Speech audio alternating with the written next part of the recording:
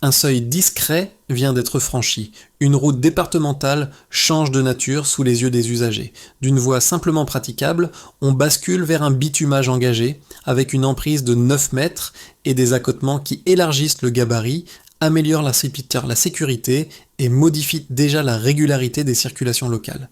Pourquoi ce détail technique pèse-t-il autant pour celles et ceux qui relient Kahaya et Barsalo au moment où Ibrahim Traoré relie une promesse publique à une instruction d'exécution concrète et visible sur le terrain?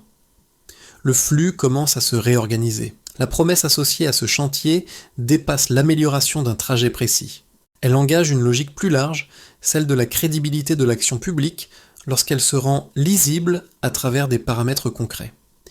Ici, l'enjeu n'est pas seulement de circuler plus facilement, mais de vérifier si une décision annoncée se traduit en transformation observable, semaine après semaine, par ceux qui utilisent réellement la route. Pour les usagers, le bénéfice immédiat est clair. Plus de régularité, moins d'incertitude, une sécurité accrue dans les croisements et les déplacements quotidiens. Mais derrière cet avantage pratique se joue une attente plus profonde. Une route bitumée sur une emprise élargie devient un repère. Elle signale que l'infrastructure n'est plus provisoire, qu'elle s'inscrit dans une durée anticipable. Dans le contexte du Burkina Faso, cette lisibilité compte autant que l'ouvrage lui-même.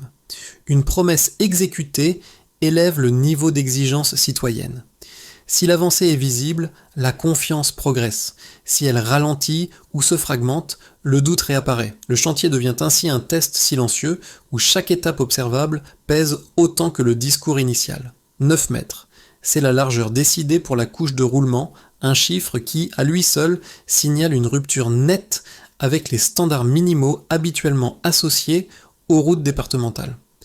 Ce choix technique, observable sur le terrain, marque le passage d'une logique de simple praticabilité à une ambition de durabilité. Et il constitue le premier indice mesurable de la portée réelle du projet. Cette décision ne surgit pas ex nihilo. Elle s'inscrit dans une séquence précise. Au départ, la voie Kahaya-Barsalo était identifiée comme difficilement praticable, dépendante de pistes dégradées et soumise à de fortes incertitudes saisonnières. L'objectif initial, formulé lors d'une visite de reconnaissance, restait fonctionnel, permettre aux populations de relier plus facilement les deux pôles sans transformation lourde. L'attente était modeste, centrée sur l'amélioration immédiate des déplacements quotidiens. La bascule intervient lorsque l'instruction évolue vers un bitumage complet. Cette inflexion, attribuée à Ibrahim Traoré dans la continuité d'un engagement antérieur, modifie la nature même du projet. Une route bitumée ne change pas seulement le confort de circulation. Elle transforme les volumes de trafic, la perception de l'espace traversé et la manière dont les usagers projettent leurs usages futurs. Le chiffre de 9 mètres devient alors un signal, non seulement technique, mais politique. Un autre élément renforce cette lecture. Le gros œuvre a été assuré en amont par le génie militaire avant l'intervention dédiée à la couche de roulement. Cette organisation en 2 temps révèle une méthode. D'abord la consolidation structurelle, ensuite la finition destinée à un usage civil intensif. Cette séquence limite les ruptures de chantier et rend la progression visible, ce qui nourrit l'anticipation des usagers. Placée dans ce contexte, la référence à Ibrahim Traoré prend une dimension analytique. Elle ne sert pas à personnaliser excessivement le chantier, mais à identifier un point d'alignement entre promesses, instructions et paramètres vérifiables. La route change de catégorie, et avec elle, le niveau d'attente qui l'accompagne. Sur le terrain, le projet cesse d'être une abstraction et prend visage à travers ceux qui l'exécutent. Le responsable technique présent sur le chantier ne décrit pas une intention, mais une succession de gestes précis. Reconnaissance du tracé, préparation du fond de forme, puis mise en œuvre progressive de la couche de roulement. Ce rôle d'interface est central. Il traduit une décision politique en paramètres compréhensibles, observables et mesurables pour les riverains comme pour les usagers de passage. Les premiers effets apparaissent avant même l'achèvement des travaux. L'emprise élargie modifie immédiatement la lecture de la route. Les croisements deviennent plus sûrs, les accotements structurent l'espace et la circulation gagne en lisibilité. Pour les transporteurs locaux, Cette transformation réduit les incertitudes quotidiennes liées aux manœuvres délicates et aux ralentissements imprévisibles. Un second impact se lie dans la temporalité du chantier. Le fait que le génie militaire ait assuré le gros œuvre en amont permet une continuité rarement observée dans ce type de projet. Les interruptions sont limitées et la progression devient visible semaine après semaine. Cette régularité alimente une attente positive, car l'avancée ne semble pas suspendue à des annonces successives, mais à une logique d'exécution suivie. Un élément social s'ajoute à cette dynamique, la population locale est décrite comme engagée, présente et soutenante, allant jusqu'à apporter des contributions matérielles. Cette implication transforme le chantier en projet partagé. L'infrastructure n'est plus perçue comme imposée, mais accompagnée, ce qui renforce l'appropriation précoce des changements en cours. Ainsi, avant même sa livraison complète, la route commence déjà à produire des effets tangibles, à la fois techniques, temporels et sociaux. La séquence du chantier peut se lire comme une montée en intensité progressive, structurée en 3 temps distincts. Le premier correspond à l'activation initiale. Lors de la visite de reconnaissance, le constat est clair. La voie Cahaya-Barçalo est praticable de manière minimale, mais reste fragile, irrégulière et fortement dépendante des conditions climatiques. À ce stade, la promesse formulée vise un objectif fonctionnel et immédiat, faciliter les déplacements quotidiens entre les deux pôles sans engager de transformation lourde. L'horizon est mesuré, lisible et volontairement limité. La dynamique change lorsque l'instruction évolue. Le passage d'une simple amélioration à un bitumage complet marque un tournant. Cette décision, attribuée à Ibrahim Traoré dans la continuité de l'engagement initial, ne se contente pas d'élever le niveau technique du projet, elle en modifie la logique même. On ne cherche plus à corriger ponctuellement une contrainte, mais à installer un axe pensé pour durer. Ce glissement du provisoire vers le durable constitue le cœur de la montée en puissance du chantier. Le deuxième temps correspond à la structuration opérationnelle. Le projet est découpé en séquences claires. Préparation du tracé, consolidation du fond de forme, puis intervention sur la couche de roulement. Ce découpage n'est pas anodin. Il permet de sécuriser l'investissement en réduisant le risque de reprise coûteuse et en maintenant une progression visible. Le rôle du génie militaire dans le gros œuvre initial s'inscrit pleinement dans cette logique. En assurant la base structurelle, il accélère le calendrier et stabilise les fondations, créant un socle sur lequel les équipes civiles peuvent intervenir sans rupture majeure. La continuité du chantier devient alors un élément central du récit. Contrairement à des projets fragmentés, marqués par des interruptions prolongées, ici, l'avancée est perceptible. Chaque semaine apporte un changement visible, même partiel. Cette régularité transforme la promesse en processus observable. Les usagers n'attendent plus une livraison finale hypothétique. Ils constatent une transformation en cours. Le troisième temps correspond à la matérialisation. L'apparition du bitume sur une emprise de 9 mètres avec accotement marque le point de haute intensité. À ce stade, la décision n'est plus discursive. Elle est tangible, mesurable et immédiatement lisible. Les flux commencent à s'ajuster avant même l'achèvement total. La circulation se réorganise autour de ce qui est déjà perçu comme un futur axe structurant et les usages anticipent la stabilité à venir. C'est dans cette phase que la référence à Ibrahim Traoré réapparaît avec force. Elle ne fonctionne pas comme un slogan répété, mais comme un fil de cohérence. Elle relie la promesse initiale, l'instruction élargie et l'exécution observée sur le terrain. Cette continuité narrative renforce l'idée que le projet suit une orientation claire plutôt qu'une succession d'annonces isolées. La route cesse d'être une abstraction administrative pour devenir un espace en transformation constante. Avant, la voie était pensée pour rester simplement carrossable. Après l'instruction de bitumage, elle est conçue pour absorber un usage régulier et durable. Cette bascule se lit d'abord à travers un premier indicateur simple et observable, une emprise de 9 mètres pour la couche de roulement. À l'échelle d'une route départementale, ce chiffre constitue un écart net avec les standards minimaux. Il correspond à 2 voies suffisamment larges, complétées par des accotements structurés, et il modifie immédiatement la capacité de circulation et la sécurité des croisements. Ce premier indicateur ne vaut pas isolément. Il prend tout son sens lorsqu'on le compare à la situation initiale. Avant, la route imposait la prudence, la lenteur et une tolérance élevée aux irrégularités. Après la décision de bitumage, la largeur devient un paramètre actif de fluidité. La circulation gagne en régularité, les manœuvres deviennent plus prévisibles et les conflits d'usage diminuent, notamment entre motos, véhicules légers et transports utilitaires. L'écart n'est pas seulement spatial, il est fonctionnel. Un deuxième élément mesurable concerne la méthode de construction. Le fait que le génie militaire ait assuré le gros œuvre en amont introduit une séparation claire entre fondation et finition. Cette organisation en phase distincte constitue un indicateur de robustesse. Elle réduit le risque de dégradation précoce et allonge la durée de service attendue. Là où une intervention unique et rapide aurait pu produire un résultat fragile, la séquence observée traduit une logique d'investissement plutôt que de réparation répétée. Même sans multiplier les chiffres, cette distinction technique marque un changement de catégorie dans la conception de l'ouvrage. Le troisième indicateur porte sur l'échelle du projet.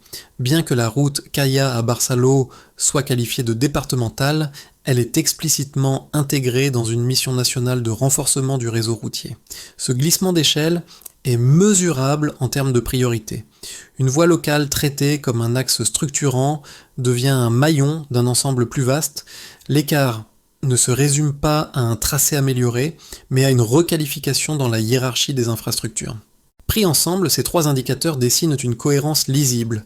La largeur de 9 mètres, la séparation nette des phases de travaux et l'inscription dans une logique de réseau convergent vers une même lecture. Le projet vise la stabilité plutôt que le dépannage. La preuve ne repose pas sur une accumulation de statistiques complexes, mais sur quelques paramètres simples, observables par tous. Dans ce cadre, la référence à Ibrahim Traoré prend une portée analytique. La promesse initiale élargie en instruction de bitumage se traduit par des éléments vérifiables sur le terrain. La crédibilité ne tient pas à un calendrier détaillé, mais à la continuité visible du chantier. Chaque avancée perceptible ajoute un niveau de confiance. Chaque semaine sans rupture agit comme un indicateur temporel. Ainsi, la preuve n'est pas seulement chiffrée, elle est vécue. Les usagers constatent l'écart entre l'avant et l'après sans avoir besoin de tableau. La route est déjà utilisée comme si elle était acquise, et cette appropriation précoce constitue en soi un indicateur puissant du passage du provisoire au durable. L'argument le plus solide contre ce type de projet repose sur une logique de priorisation. Certains estiment qu'un bitumage sur une route départementale mobilise des ressources qui pourraient être concentrées sur des axes nationaux plus fréquentés. Dans cette lecture, l'impact marginal d'un tel chantier serait jugé insuffisant au regard des besoins globaux du réseau et la hiérarchie classique des routes devrait rester le principe directeur des investissements publics. Une seconde critique, tout aussi structurée, concerne la durabilité. Une route bitumée peut se dégrader rapidement si l'entretien n'est pas assuré de manière régulière, en particulier dans des zones soumises à de fortes contraintes climatiques et à un trafic hétérogène. L'investissement initial risquerait alors de perdre sa valeur, transformant une promesse de long terme en charge récurrente pour l'État. Ces deux objections s'appuient sur des expériences passées et ne peuvent être écartées d'un revers de main. La réponse apportée par le projet observé ne nie pas ces risques, mais elle les déplace. Sur la question de la priorisation, le choix d'une emprise de 9 mètres et d'un bitumage complet indique que la route n'est pas traitée comme une amélioration minimale. Elle se rapproche des standards d'un axe structurant, ce qui brouille la frontière habituelle entre départemental et national. Dans cette perspective, l'investissement n'est pas pensé comme un cas isolé, mais comme un maillon destiné à mieux répartir les flux au sein du réseau. Concernant la durabilité, l'intervention préalable du génie militaire sur le gros œuvre modifie sensiblement l'équation. En sécurisant la base, elle réduit précisément le risque de dégradation précoce pointé par les critiques. Le débat ne porte plus sur un bitume fragile, mais sur un ouvrage conçu pour durer plus longtemps que les solutions temporaires. Cela n'élimine pas la nécessité d'un entretien, mais cela renforce la probabilité que cet entretien prolonge un investissement déjà robuste. Ainsi, les objections restent valides en théorie, mais les choix techniques et organisationnels observables en réduisent la portée pratique. Le débat glisse alors d'un faut-il bitumer vers un comment généraliser sans diluer les moyens, ce qui change profondément la nature de la discussion. À mi-parcours, le chantier cesse d'être lu uniquement à travers son tracé pour être interprété comme une démonstration de méthode. Ce basculement est discret mais décisif. Ce qui retient désormais l'attention n'est plus seulement l'existence d'un bitumage en cours, mais la manière dont la décision s'est traduite en séquences cohérentes, visibles et continues. Le passage du local au modèle s'opère ici. Une route départementale traitée avec des standards élargis, une organisation en face lisible et une progression sans rupture transforment un projet circonscrit en référence potentielle. La question n'est plus de savoir si l'axe Cahaya à Barsaló sera achevé, mais ce que cette façon de faire annonce pour d'autres tronçons comparables. L'attention se déplace du où vers le comment. Dans cette lecture, la référence à Ibrahim Traoré prend un sens particulier. Elle n'incarne pas un moment spectaculaire, mais un point charnière où l'action devient preuve. La promesse initiale, l'instruction élargie et l'exécution observée forment une continuité qui rend l'évaluation possible sans discours supplémentaire. Le chantier parle par lui-même. À partir de ce point, le projet n'est plus évalué seulement comme une infrastructure en devenir, mais comme un signal adressé à d'autres territoires. Si cette méthode est reproductible, alors l'enjeu dépasse largement cette route précise et ouvre une réflexion sur la manière de transformer des engagements ciblés en standards opérationnels. Les effets du bitumage se lisent différemment selon les acteurs, mais ils convergent vers une même réalité. La route commence déjà à structurer les usages avant même sa livraison complète. Pour les autorités publiques, une voie départementale stabilisée réduit la pression permanente liée aux interventions d'urgence. Les déplacements administratifs deviennent plus prévisibles, la planification gagne en régularité et le suivi des politiques locales cesse d'être conditionné par l'état incertain de la piste. La route cesse d'être un point faible logistique et devient un support fonctionnel de l'action publique. Du côté des entreprises et des acteurs économiques, l'impact est immédiat. Une circulation plus fluide et plus sûre diminue les ruptures, les retards imprévus et les coûts indirects liés à l'usure des véhicules. Une emprise de 9 mètres permet un trafic plus dense et mieux organisé, ce qui élargit les plages horaires possibles et sécurise les volumes transportés.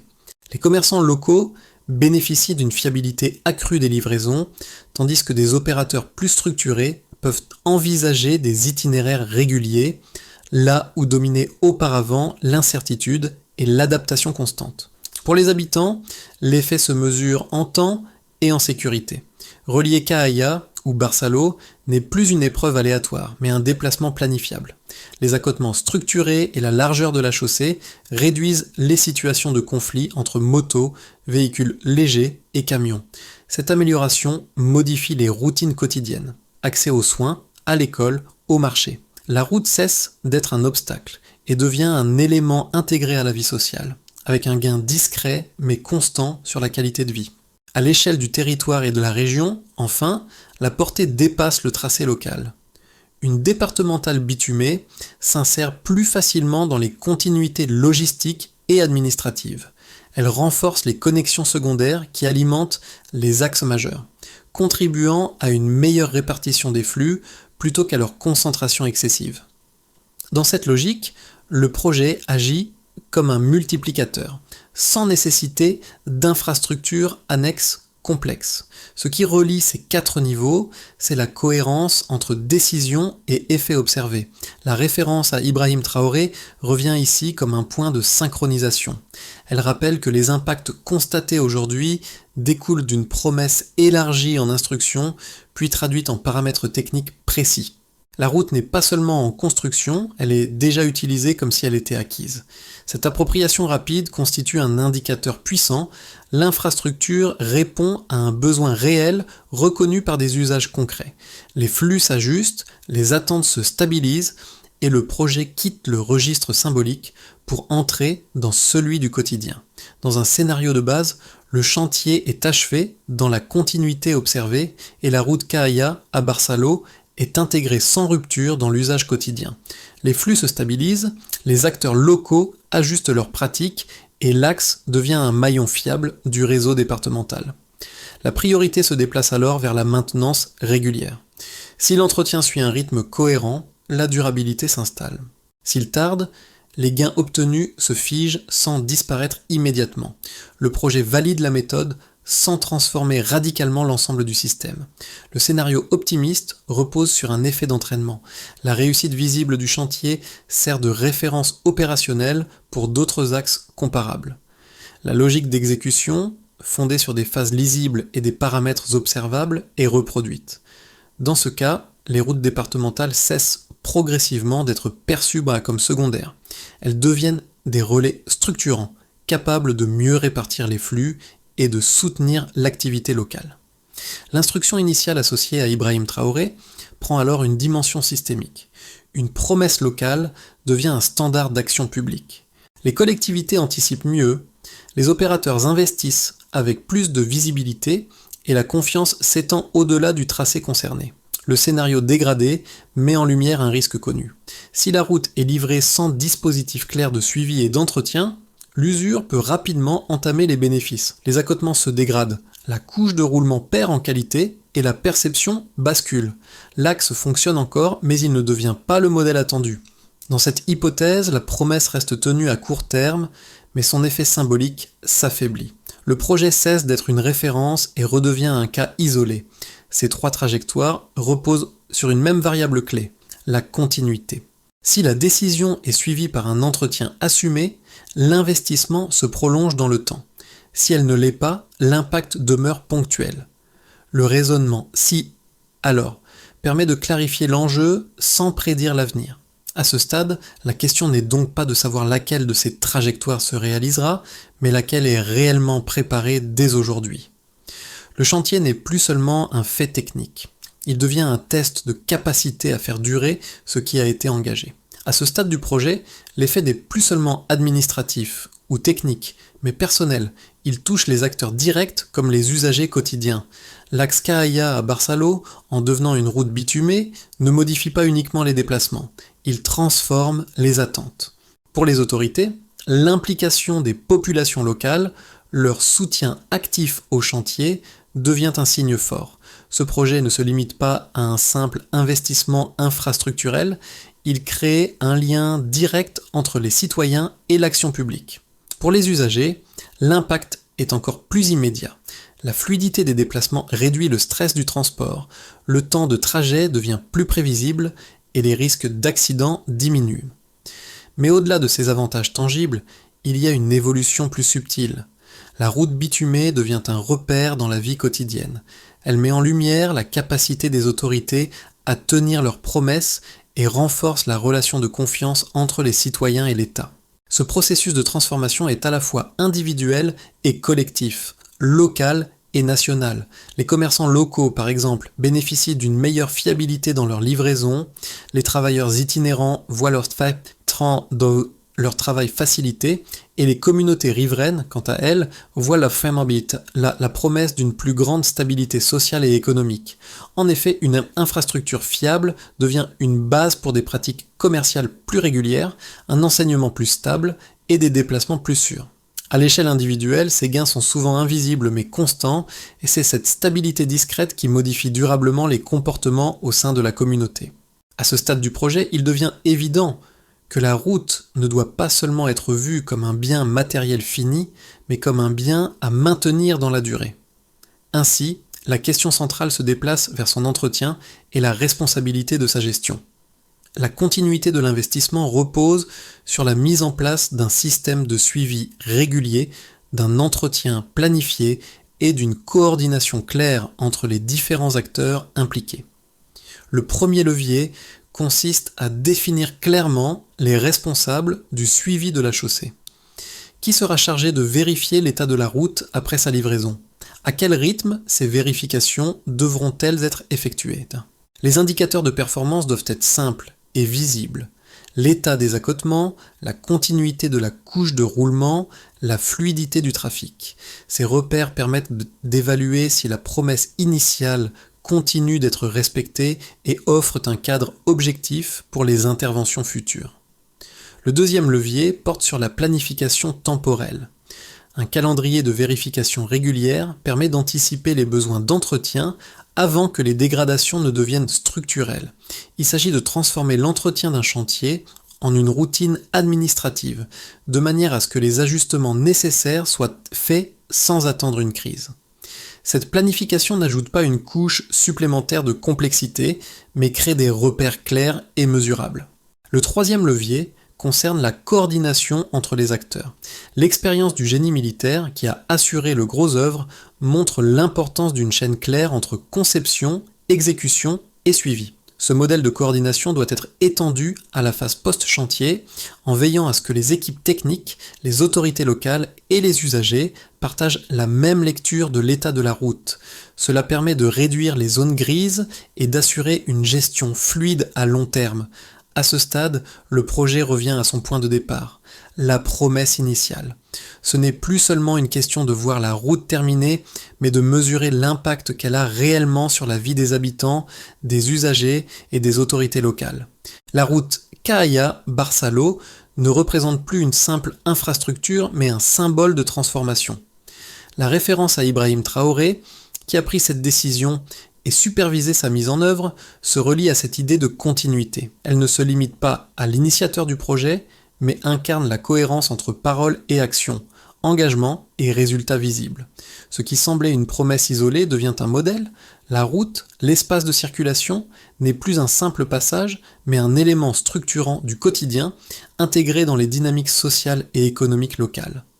Les actions entreprises, élargir la route, garantir une circulation fluide, structurer les espaces, montre comment un projet peut dépasser son objectif initial pour en créer de nouveaux.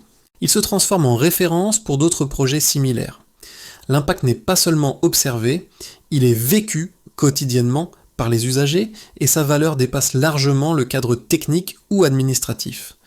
Ce projet ne s'arrête pas à la route Cahaya à Barçalo, il ouvre une réflexion plus large sur la manière dont les promesses publiques sont tenues et sur la pérennité des investissements dans les infrastructures.